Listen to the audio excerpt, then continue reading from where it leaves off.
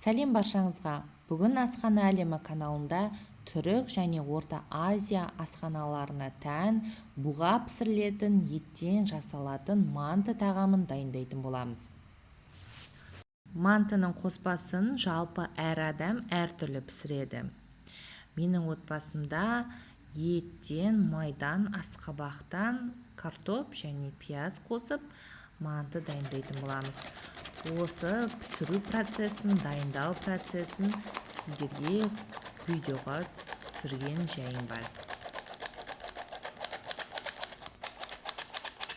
Алдымен қамырын дайындайтын боламыз.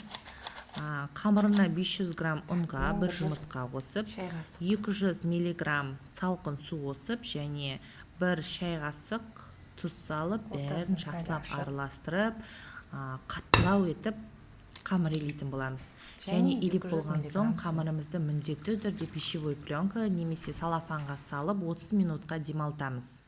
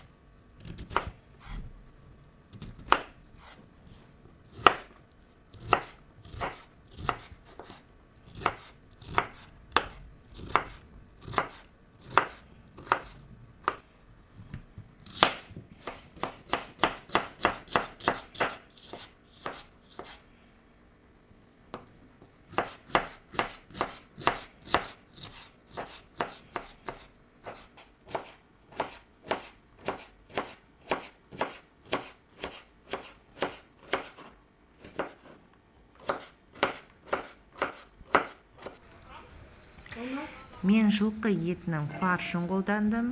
Оған картоп, пияз, асқабақ салып, және қара бұрыш пен тұз салдым.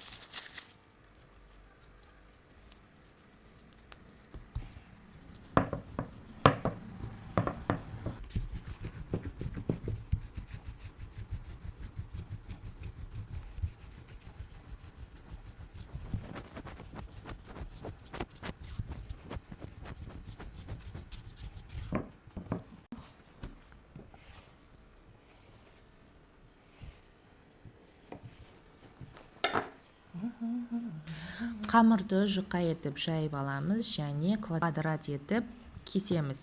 Әр квадраттың ортасында бір ас қасық фарш салып, шеттерін біріктіреміз.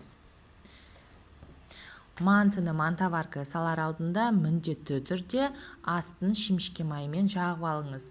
Манты сол кезде піскенде алуға да ыңғайлы болады, асты да жабыспайтын болады.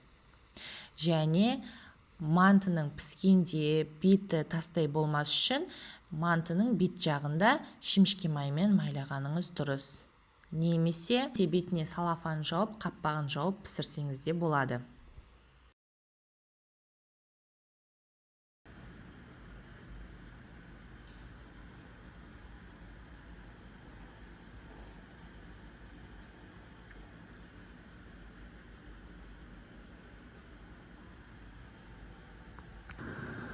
Міне біздің мантымыз дайын болды.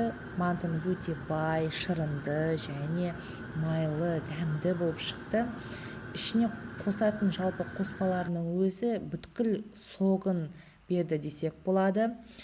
Жалпы манты бұл тек тойынды тамақ емес, бұл рухани да қанағат сыйлайтын ұлттық тағамдардың бірі. Сіздер де міндетті түрде осы тағамды менің рецептім бойынша пісіріп көріңіздер. Сіздерге ұнайды деген үміттемін, және менің каналыма жазылуды ұмытпаңыздар достар. Келесі кездескенше сау саламатты болыңыздар.